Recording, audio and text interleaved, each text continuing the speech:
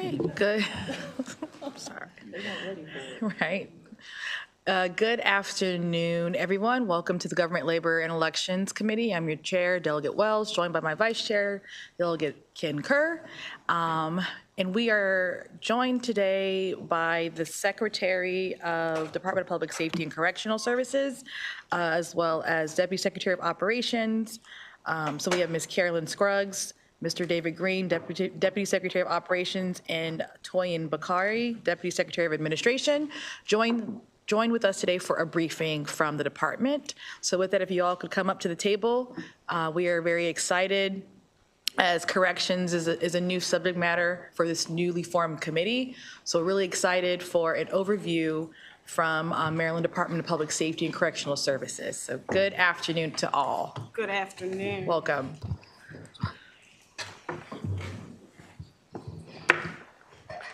Good afternoon, Madam Chair and members of the committee.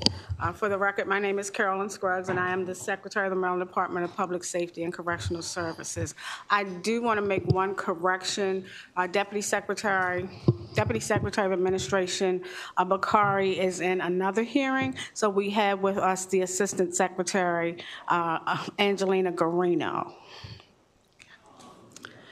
Again, thank you for having us today. I also have with me Deputy Secretary of Operations David Green, as stated, and we have our Legislative Director, Jason Davison, on the end.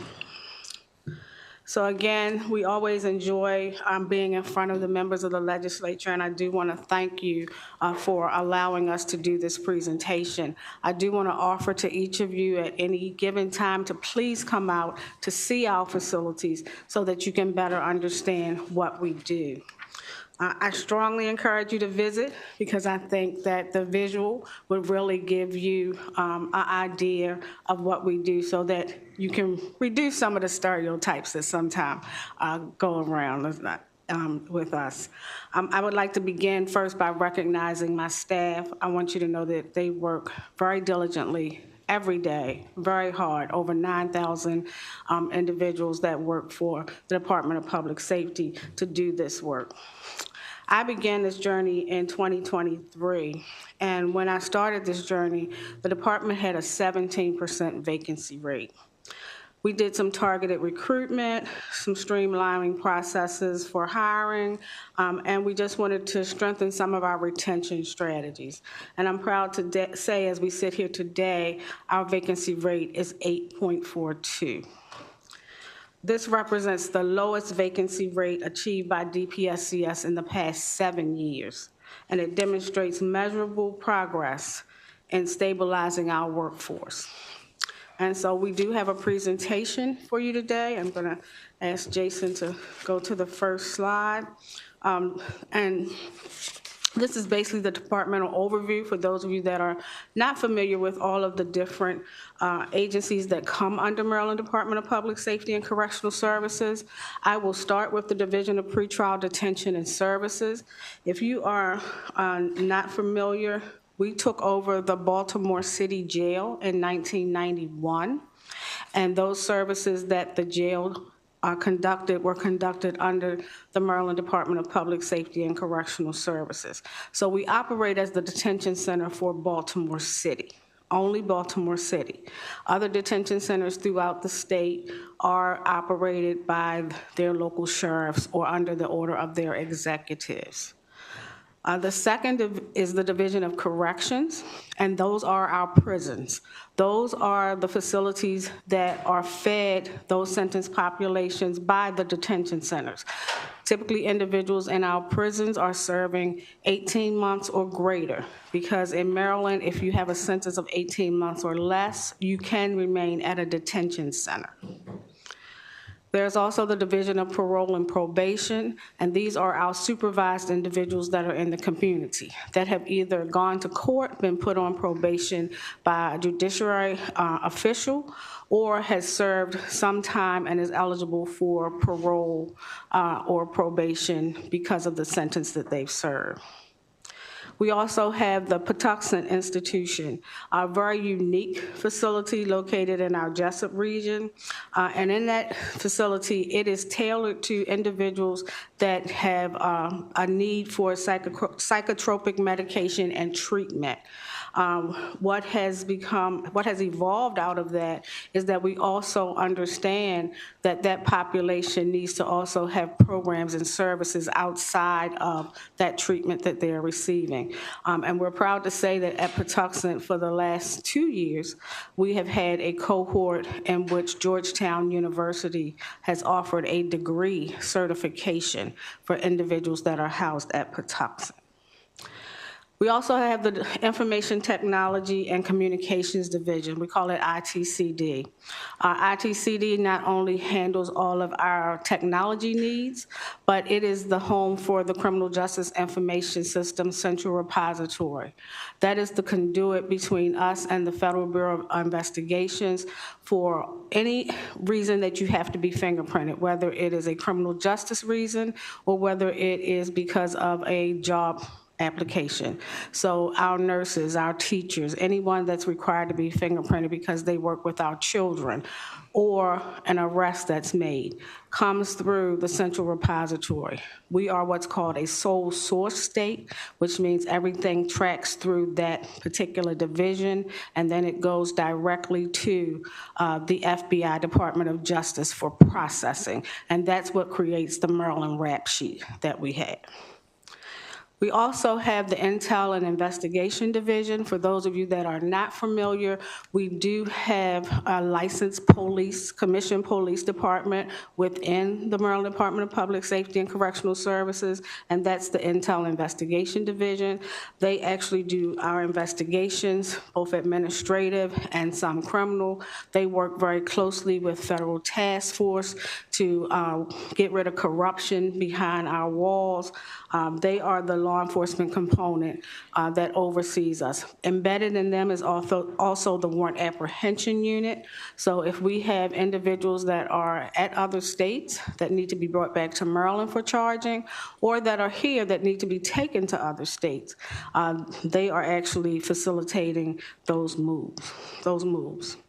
The Maryland Parole Commission is another entity under the Department of Public Safety and Correctional Services, and it does exactly what it says. It evaluates those individuals for parole, and I'll get into that a little later. And the last component is the Police Correctional Training Commission, where I sit as the chair of the commission. So we oversee the training, and we oversee any of the standards that are set forth for those individuals that are being hired as correctional officers, and review and support of the police training standards within our state. You can go to the next slide. This is simply a map just to show you how our facilities are spread out around Maryland. As you notice in the pink, if you can see it, in Baltimore City is the only area in which we have a detention center. Everything else is a correctional facility, and we have them from what I say, our Maryland mountains to our eastern shores. Our eastern shore has the largest facility, which is ECI, which houses approximately, it can house up to 4,000. We have about 3,300 there right now. And then most of our facilities are centralized between the Jessup and Hagerstown region. Within that pretrial, I do want you to focus on that. Within that pretrial region in Baltimore City, we do have Baltimore Central Booking and Intake Center. We also have the Maryland Transition Center, which is the old penitentiary. And we just recently depopulated the Maryland Reception and Diagnostic Center that was there. We also have what we call CDF, which is the Chesapeake Detention Center. And the Chesapeake Detention Center, while it houses pretrial individuals, it is housing federal pretrial individuals based on an agreement and MOU that we have with the U.S. Marshals to bring them individuals closer to where their court hearings are going to be.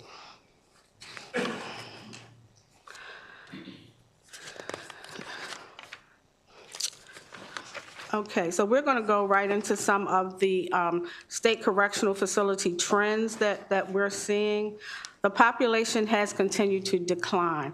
I can just to tell you that over the years, we are continuing to see that population decline, and if you wonder why, if you recall in 2017, JRA was enacted, and JRA did exactly what we needed it to do. Individuals that were not found guilty of violent crimes, that had more misdemeanor offenses, anyone that could receive a citation in lieu of being arrested and having to see a court commissioner, they were processed that way. So we are continuing to see those trends go down, because what we are seeing now behind our walls are the more violent offenders that are being sentenced. So if you look at the next trend that I have before you, one of the things that you will recognize is that when I speak to you about the more violent offenses that are happening and that are coming to us within our facilities, these are person-on-person crimes. They're typically crimes where there is a victim involved. And you can see if you go back to FY15 and we track it through FY25, there's been a little over a 13% increase in those types of individuals that have come behind the walls with us, from 70% to 84.94%. Reentry planning is my passion. One of the reasons that I took on this position and opportunity was I started as the first assistant secretary for programs, treatment, and reentry services. So reentry is definitely a passion of mine. One of the things that I have instituted and changed since I became secretary is that reentry starts at intake. And Delegate Crutchfield, I know you've heard that 20 times already, because we've talked about it quite a bit. But reentry has to start at intake. Some of the things that we do differently now are that when they come in the door, we are making sure that they have their DD-214, that they have a copy of their birth certificate, that they are eligible for a Maryland ID, or that they have a driver's license, so that we're not scrambling for that when they get ready to leave. I will state for you that one of the challenges that we have is the Social Security card. And many individuals that get incarcerated do not know their Social Security number. They may have it, but they don't know it, and some don't have that. But we certainly need that to help them with transition services for employment. But the Social Security Administration does not allow us to apply for that until 120 days before their release. So that is a challenge that we have right now with the federal government that can sometimes cause a hiccup in our release planning process. And we do that release planning process, again, like I said, beginning at intake. You probably ask how. Well, it's through our programs and services that we offer. We actually have what's called a lived experience committee that I started when I was the assistant secretary. And these are individuals that were formerly justice involved that came out of our prisons. And what we do is we meet with them monthly. We started by having them go over some of our policies and procedures and say, what could we do different? What affected you in a negative manner that maybe we need to change or alter, and whether or not we had the right within statute or within policy to do that. So we looked at all of those. But we also, which is unique for DPSCS, we bring them back behind the walls. And many of them now are serving as peer recovery specialists. Many of them have started their own nonprofits, and they come behind the walls and they provide programs, services, life skills, job readiness, financial literacy. I think what's most impressive, especially at our MCIW, our Maryland Correctional Institute for Women, is there we have the Goucher Education Program. And one of the young ladies that actually went through Goucher while she was at MCIW is now employed by Goucher, just received her master's degree, and is the director of prison reentry for Goucher College. And that is impressive because she started her education right there at MCIW. So it tells you that education and rehabilitation does work, especially when you have a plan and you want it to work. So just to give you some numbers, just briefly, 3,163 individuals were released statewide in FY 2025. 69.4% of the men released received reentry planning. 87.7 released women received that planning, and that was anything from SNAP benefits to continuity of care because of medical. We do give them a 30-day supply of meds, and we connect them to a community provider. So when they transition back into the community, I've already gone over several of the vital documents that we provide them assistance with. And one of the things that is really big, especially because we have long-standing individuals now, is mediation. So we have partnered with Maryland Mediation, and they come behind the walls to work with families, victims, the incarcerated individuals to ensure that that transition is as smooth as possible as they go back into the community. The picture you see before you right now, I encourage you to go to our website. I will thank our Assistant Secretary, Angelina Guareno, on this. We started this a couple of years ago when I wanted to actually track where are our returning citizens going back to. And so that's what you see. You can actually go there. We keep that updated, and you will be able to see the trends as to where they're going back, and if they're coming back to your community, how many are actually coming back to your community. This data you can also go in and manipulate if you just want to know how many females, if you want to know how many males. You can go in on the website and look to see the age range of those individuals that are coming back. It can be very informative. I ask you to look at the box that you see in front of you as well that is embedded within this slide, because it talks about the local detention centers in which we have agreements, and that is so important. If your locality is not there, I encourage you to talk to your county exec, your exec, or someone and try to get on board. But what this does is these MOUs allow us to allow anyone that is within 1 year of being released, put them back into the detention center in the community where they're going back to, so that they can do work release services and they can do other transitional services right there close to home to make things a little easier. And as I stated, you see identified in that square those individuals and those individual counties where we are already facilitating that. Correctional education is big. It is a transformative service that we actually utilize behind our walls. We partner with Maryland Department of Labor in order to do our high school diplomas and GEDs. Our individuals have to sit for 244 hours in order to get that, and then they are tested for their high school diploma or GED. I guess you could say it's because we have their attention, but I'm still proud to recognize that we have a 79% passing rate, and that passing rate is higher than the community passing rate, which is around 69 to 70%. So we can tell that we are making a difference there. And then I kind of briefly told you about some of our post-secondary education that we have. It is scattered throughout our prisons, but we do have Bowie State that has come on with us as our HBCU. We have Goucher College, we have Georgetown University, we have University of Baltimore, and I did early last year, for those of you that don't know, sign a MOU with Chancellor Perman of the university system, so that every university and college can now come behind their walls once they present their accreditation to Maryland Higher Education. So this fall, we will be having Towson State will be joining us, as well as Anne Arundel Community College.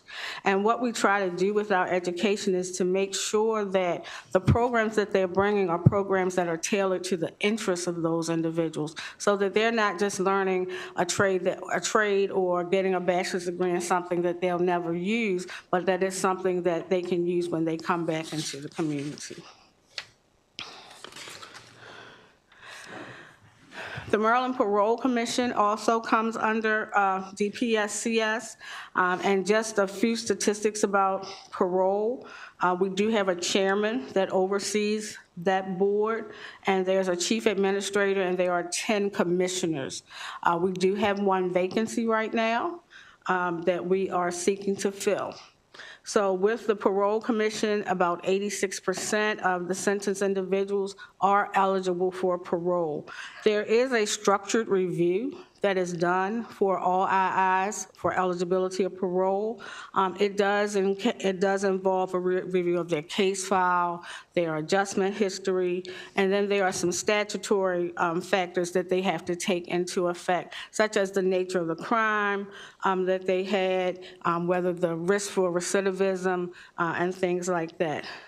You can basically look to see that while our parole numbers are down, be mindful, I shared with you again that the individuals that are staying with us longer because they are there for assaults on person, so they are having longer sentences, and the longer those sentences are, depending on the time frame in which they came in. If it was before October of 2021, they would have been eligible in 15 years. But if it was after October of 2021, they would have been eligible in 20 years. So the time frames are very variable. The Division of Parole and Probation, again, if you look at this graph, 67% of these individuals are on probation that are out. And understand that just because they're on probation, it does not necessarily mean that it's supervised probation. It could be anything from supervised probation to unsupervised, where they may have to just call in once a month or report that they are employed, various factors that they have to do. So our community supervision, I do want to share with you because I know that has been a topic of discussion for the last couple of years. But right now within the Division of Parole and Probation, we are down to a 6.2% vacancy rate there. So we are continuing to hire our DPP agents and our drinking and driving monitors. We have an academy class starting in March that should have about another 50 there, and hopefully all 50 of them will be successful in achieving that goal of being an agent. Hiring, I can't stress enough how excited I am at the fact that we have made significant waves in hiring. You can see, looking at this graph, that October of last year was our greatest point, where we hired about 131 individuals. But I will ask you to be mindful that when it comes to correctional officers, we are still challenged with hiring on our Eastern Shore and our far-reaching areas in the West. We actually have a waiting list for our Jessup and Baltimore regions, and we did do a bonus for anyone that was willing to go east or west, but we just are not getting that type of recruitment.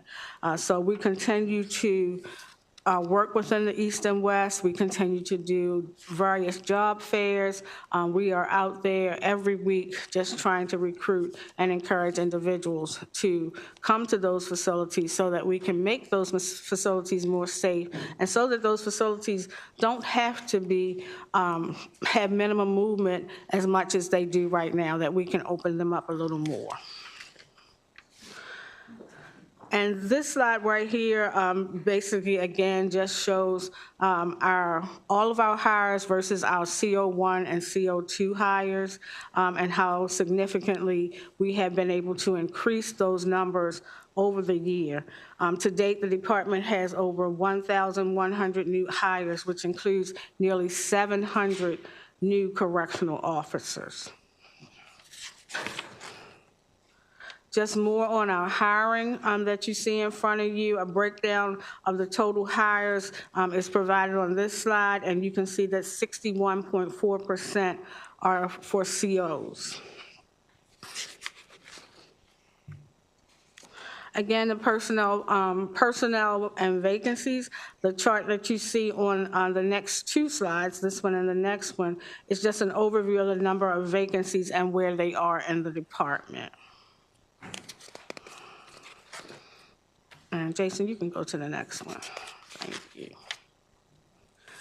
And we just want to tell you about the community initiatives that we have engaged in. That is something that we've actually started as a way to try to bring some positive reflection upon DPSCS, because we're already a negative environment because we're prisons.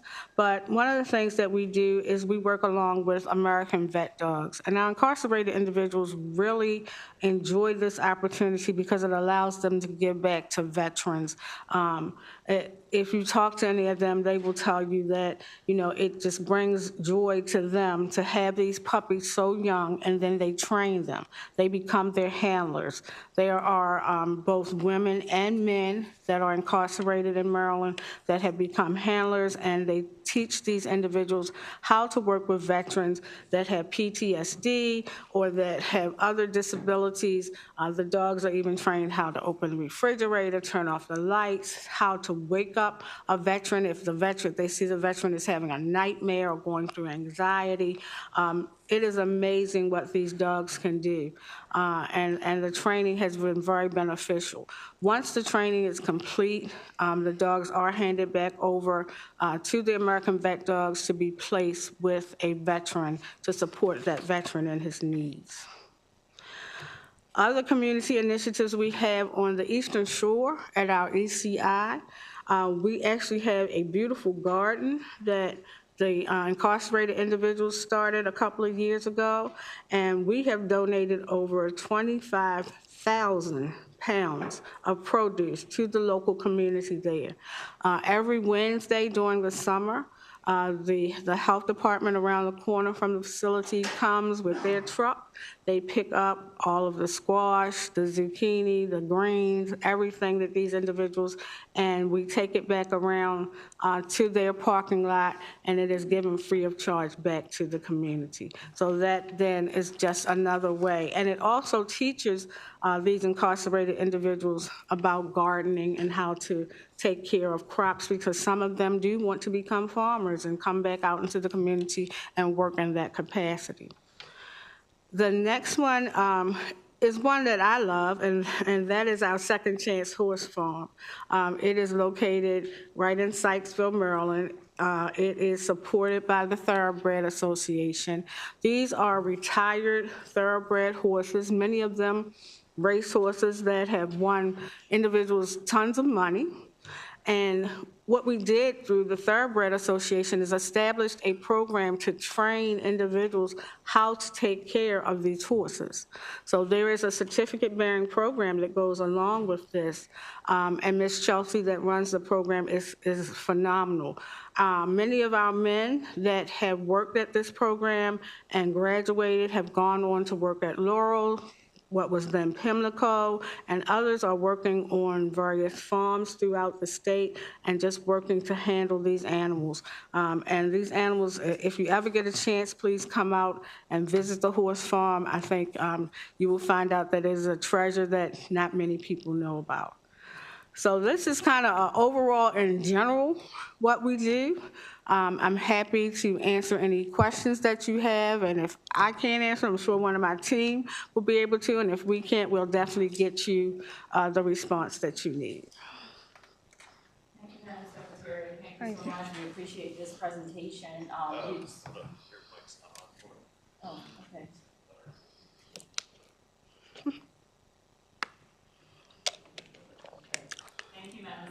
We appreciate you being, oh, that is different, being here today. As always, certainly we learn a lot, and with this being our new committee, this information is extremely beneficial. I did want to just say one last thing, that you have opened our eyes on the horse. I knew about the farming one on my end of the state, but yeah, I didn't know about the horses, and so thank you so much. Please come and visit. Sure. Yes.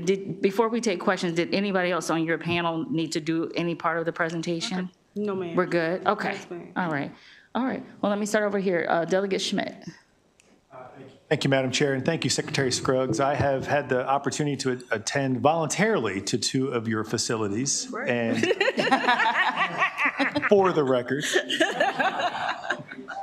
I am sure. Well, I was on the Judiciary Committee, so maybe one of those was non-voluntarily. Involuntary. I appreciate the work that you're doing. I know that the Mayor of Baltimore City and State's Attorney Bates are working hard, and I believe you are the third leg of that stool that has made tremendous improvement, that is helping decrease our recidivism rates and to bring down the violence in our community. So the more that you do and to help that area and the city and the state as a whole is tremendous effort. Thank you, sir. I appreciate and so I know you're a no business. It takes a team effort. It does. It does. And when we were there with you at Central, it was impressive to see how you run a tight ship. Oh, thank you. For those committee members that haven't been, it's an amazing eye-opening experience to be able to do that. So you have a lot of. It sounds like we have a lot of opportunity to come out and visit some of the sites and do some field trips. We look forward to having you. Yep. Thank you for your work. Thank you. Delegate Solomon. Thank you, Madam Chair. And Madam Secretary, it's nice to see you and your team. Couple of questions for you, and probably based on the work that we've all done together, not going to be a surprise. So the first question, obviously, is we spent a lot of time last year with the parole and probation folks after the really tragic and heinous death of Agent Martinez. We had a lot of back and forth on the body armor and safety and just overall relationships between leaders within labor union and the administration itself. Where are we on a lot of the things we discussed last fall, purchasing all the equipment, and then more broadly, where are you? Do you have benchmarks on the Corrections Association report recommendations on improvements to the system? So thank you for that question. We have received the report from the ACA. That report was shared with the union. We do have meetings following up with them on some of the concerns that they had that was outlined within the report. So we're working with them to work through that right now. I'm sure Dave can tell you more about that. And then the body-worn cameras, we have to have legislation for that in order for us to implement the body-worn cameras in DPP. Jason's probably the better expert to talk on that. Well, I was going to say, I'm curious about the body armor, the vests, and the other safety equipment. So 635 or so DPP agents were refitted with the multi-threat vests. And we also have policy now so that they know when the expiration, if they expire, how they change. And what we're doing now in the academy, we are fitting them as soon as they come into the academy, because Atlantic is taking about 6 to 8 weeks to even get us a vest. So they have 6 weeks of an academy, and it's our hope that within 2 weeks when they come out there, they will have a new vest. The OC spray was upgraded to law enforcement grade OC spray as well. So we continue to make strides in all of those areas, sir, to make sure that we are keeping our agents safe.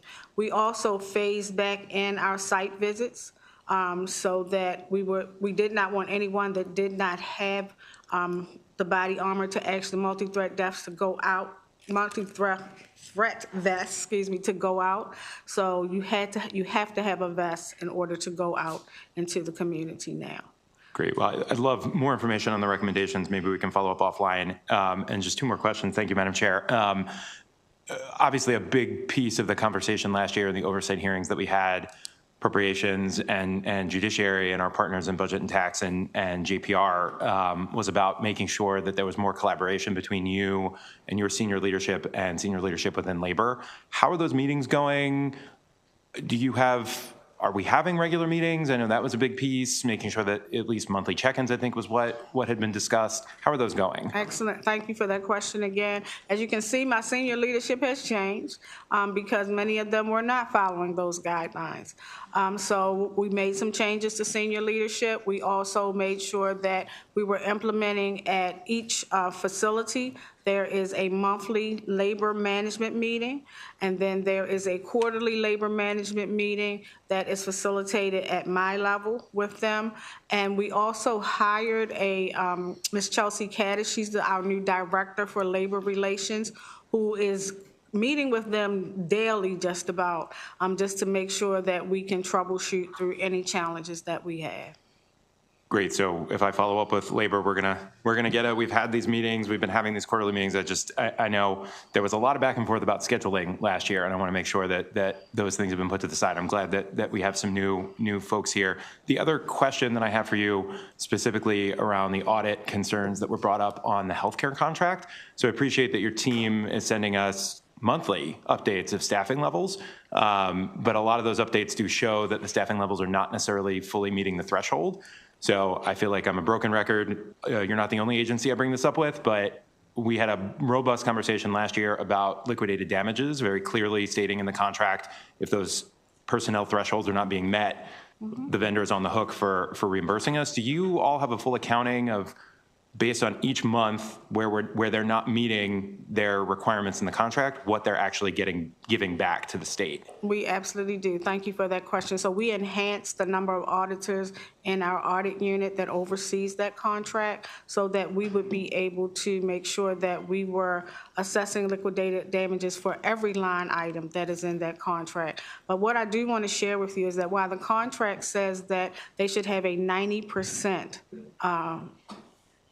hiring, they should complete 90%. Even where they're at, one is at 83%, one is at 89% right now. DOC is 83%, pretrials at 89%. But even with those percentages, there are more individuals working than it was in the previous Yes Care contract. So we have a greater percentage working, but yes, they have not met that 90%, and we are assessing those liquidated I was going to damages. say, that's great to hear. Again, a vendor doesn't sign a contract without knowing that they are accountable for it. So I think it'd be really helpful for us to see just a full accounting of, and I know I'm sure our colleagues on the Appropriations Committee would appreciate it as well, to see what money is coming back in from the contracts that we're sending out. Happy to share that with you. Thank you. Thank you very much, Madam Chair. Thank you. Delegate Ruth? Thank you, Madam Chair. Thank you, Madam Secretary, and the rest of the team for being here and for all your work. You mentioned, I have a couple questions, if that's okay. First of all, you mentioned Patuxent Institution and talked a little bit about that. Are there individuals with serious mental illness in the other facilities, and how do you handle that? So thank you for that question. So yes, we do have what we call our inmate mental health units. If we want to start with pretrial, where those individuals are waiting trial, the 5th floor of the Baltimore Central Booking and Intake Center is our inmate mental health unit. The challenge that we have is that many of those individuals are committed to the Maryland Department of Health. However, they do not have beds for them. So that's where you see, there are about 33 right now that are severely mentally ill, and we actually have a meeting every Friday with Maryland Department of Health to assess whether or not the severity level, the acuity level is to a point where they have to and they need to take them. So we are managing that way, but then we also have in our facilities, because we have that sentence population on the DOC side, we do have inmate mental health units.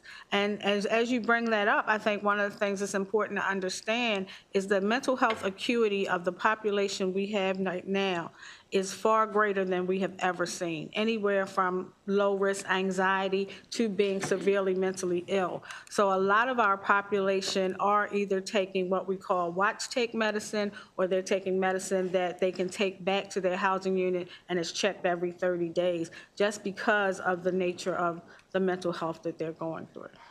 Great. Thank you so much. And I know you may not have this information at your fingertips, but I'm also wondering about deaf inmates and ASL speakers. Do you have any in the population, and how do you handle that? We do have a hearing impaired population. They are MCIJ right now? MCIJ.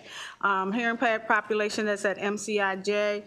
We use a platform called Purple so that they can communicate. They are in a special housing unit to themselves where there are a lot of visuals, so they know when it's time to move.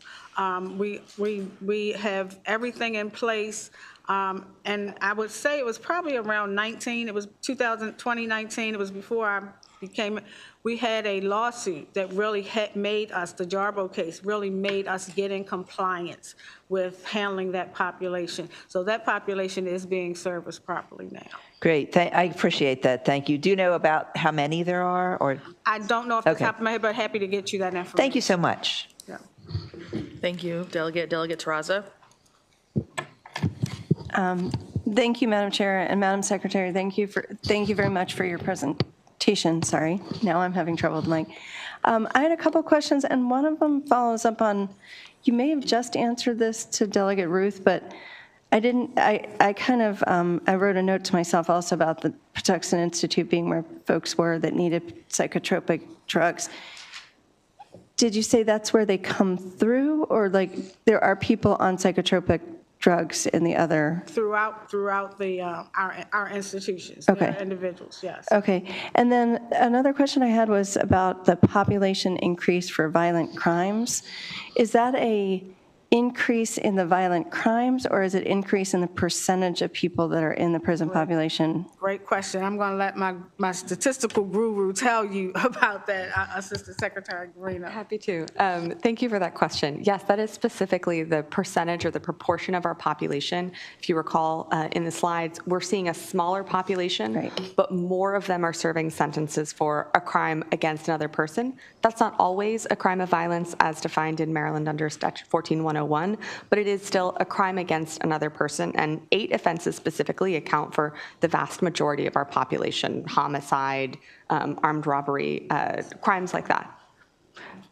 So just to, let me clarify what I thought I heard, because population and population, it's the percentage of the incarcerated population. So it's that it's more concentrated in that sense because of the other folks who are not there. Correct. And that's a combination largely of the fact that individuals who come to prison for those sentences on average are serving longer sentences over time, and then the new intakes are more of those sentences. So if you kind of think of it like bath water, right? If you continue adding hot water and less cold water, it changes the overall temperature. Gotcha. And then the last question I had was, you said, I thought I wrote down something that you said about decommissioned diagnostics. MRDCC? I wasn't quite sure I understood what you were saying about it. The Maryland Reception and Diagnostic Center, or is that what you're referring to? So the Maryland Reception and Diagnostic Center is one of our housing facilities for our pretrial population in Baltimore City. In December, we received a report that there were some challenges with the physical plant and structure of it. We worked very closely with DGS and the Office of the Attorney General, and we depopulated it. So right now, it's not closed, it's depopulated. We sent those individuals to other facilities right there in the region. We also transferred some of the staff, and Dave can go into detail because he actually facilitated that. So why don't you kind of tell them? Thank you. Thank you, ma'am. Yeah, as the secretary mentioned, we depopulated the facility in the first week of December. So that involved transferring all of the incarcerated individuals who were there to other facilities in the region and redeploying the staff who had been there to largely other facilities in the region and in a few instances to other facilities in the Jessup region to help accommodate some of our existing vacancies that we had. Okay, thank you. Delegate Siliberti. Thank you, Madam Chair. With respect to the Patuxent Institution, you're talking about these folks with serious mental illnesses. Do they have a special facility to deal with them? So Patuxent has a special wing, but these individuals that I'm referring to, the 33 that I'm referring to, they are so severely mentally ill that the courts have already committed them to Maryland Department of Health. So they belong at a Perkins-type environment. But it is because of the absence of beds that they still sit with us. Thank you. Thank you, Madam Chair. Thank you. Delegate Sample Hughes. Thank you, Madam Chair. And I just have 2 quick questions for you. the slide on the local release trends, I noticed that, as you were stating, if you didn't see your county on there, just kind of figure out why. And I noticed that where Comico wasn't on there, it's like 6 from the top. So I want to just understand, are there like minimum requirements or anything that they should have in place before I were to ask something like this? We just need you to have the space availability for the individuals that are coming back. We do pay you a per diem to house them because technically they're still ours. So we are paying you to house them, and we're taking care of that care. Our goal is just to help them transfer better back into the community. And we have gotten, to be honest with you, because I did an aggressive outreach last year. Myself, when my team was getting the no's, I called directly, and we still got no's from individuals. And some did not have reasons, and others said that they didn't have housing for them or things of that nature, or some did not have programs that they could put them in. And one of the things that will entice that individual to go back is that they can ensure they have a program, or they can ensure that the detention center can connect them to a work release program, because otherwise they will want to stay. They want to stay with DOC, and that's what we've seen. Is the per diem the same across the board throughout the state?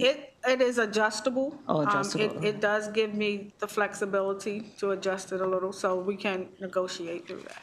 Okay, and what's the status of Poplar Hill, that facility? Is Poplar Hill's been that still under closed your now. purview? How long has it been closed? I know it's been closed for a long time, but we've had like local groups say, we want to do something with that building. Would they connect with you, or is there, or Department of General Services? Department of General Services Okay. oversees. Okay, thank you so much. Yep. Thank you. Delegate Crutchfield. Did you want to go to Schindler first? Okay, you can go first. Thank you. Thank you, Madam Chair. So, Madam Secretary and team, thank you for coming. Really appreciate all the insight that you're giving to the committee. And I, like you, will encourage people to go out and to tour facilities. In fact, I just went on a tour this past Monday. So just to let you know. I want to talk a little bit about safety inside the walls, okay? Last year, there were 68 deaths. And that is probably, about 200% higher than in 2024. And a lot of those, well, I'm not going to say a lot, but probably about a third of those deaths were homicides. And I guess a few are still being investigated.